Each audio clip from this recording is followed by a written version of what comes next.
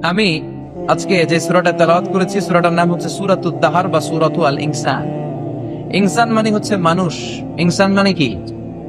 সূরার নাম হচ্ছে সূরাতুল ইনসান। চিল্লায় বলেন সূরার নাম, আরো জোরে বলেন সূরার নাম সূরাতুল ইনসান।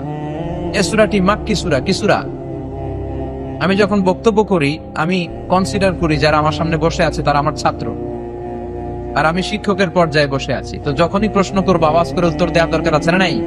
সূরার নাম সূরাতুল ইনসান। শুধু আল ইনসানই এই সূরার নাম নয়, এই সূরার আরেকটা নাম আছে, সেটা হচ্ছে সূরাতু আত-তাহার। কি নাম? আল্লাহ বলেছেন এই সূরার শুরুতে হিনুম মিনাত তাহার, এখান থেকে আত-তাহার শব্দটাকে সূরার নামকরণ করা হয়েছে। সুবহানাল্লাহ বলুন। আর যেহেতু প্রথমে আছে হাল আতা আলাল ইনসান, সেই হিসাবে ইনসান অনুযায়ী এই সূরার নামকরণ করা হয়েছে সূরাতুল ইনসান। পড়েন সুবহানাল্লাহ। এই সূরাটাকে বিশ্বনবী সাল্লাল্লাহু আলাইহি ওয়াসাল্লাম জুমার দিন, সহিহ বুখারীর বর্ণনা, এগুলো হচ্ছে ইনফরমেশন, খুব জরুরি ইনফরমেশন, আমলের নিয়তে শুনেন। জুমার দিন ফজরের নামাজের ফরজ 2 রাকাতের দ্বিতীয় রাকাতে বিশ্বনবী এই সূরাটা তেলাওয়াত করতেন। সুবহানাল্লাহ।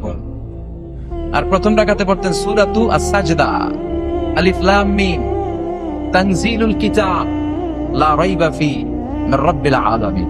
তাই না? এই আস-সাজদা দিয়ে জুমার দিন ফজরের সালাতের প্রথম রাকাত, আর আল ইনসান দিয়ে জুমার দিন ফজরের সালাতের দ্বিতীয় রাকাত। চিল্লা একদম ঠিক কিনা? মানুষ হচ্ছে কোরআনের কেন্দ্রীয় আলোচ্য বিষয়, the central theme of the holy কোরআন।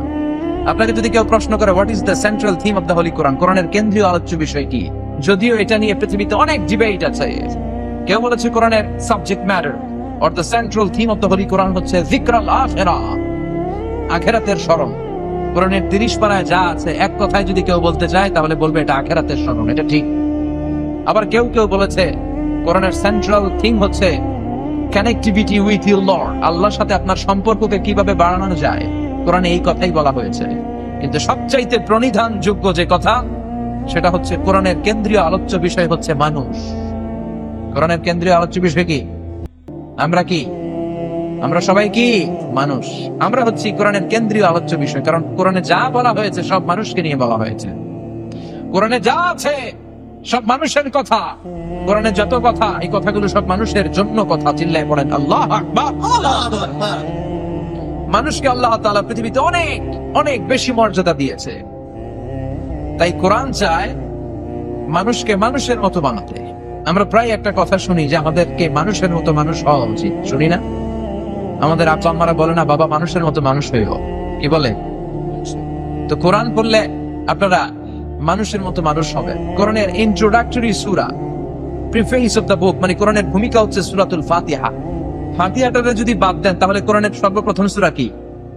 বাকারা। বাকারা মানে কি? গাফি। আর কোরআনের সর্বশেষ সূরার নাম কি? আওয়াজ করে বলে নাস। নাস। নাস মানে কি? মানুষ। শুরু করলেন বাকারা দিয়ে, মানে পশু দিয়ে, শেষ করলেন মানুষ দিয়ে। এর মানে হচ্ছে আল্লাহ বুঝাতে চাইলেন 30 পারার এই কোরআন যদি পড়ো, পশুত্বের যে প্রবৃত্তি তোমার আছে এটা ডিলিট হয়ে তুমি মানুষের মতো মানুষ হয়ে বেরোবা।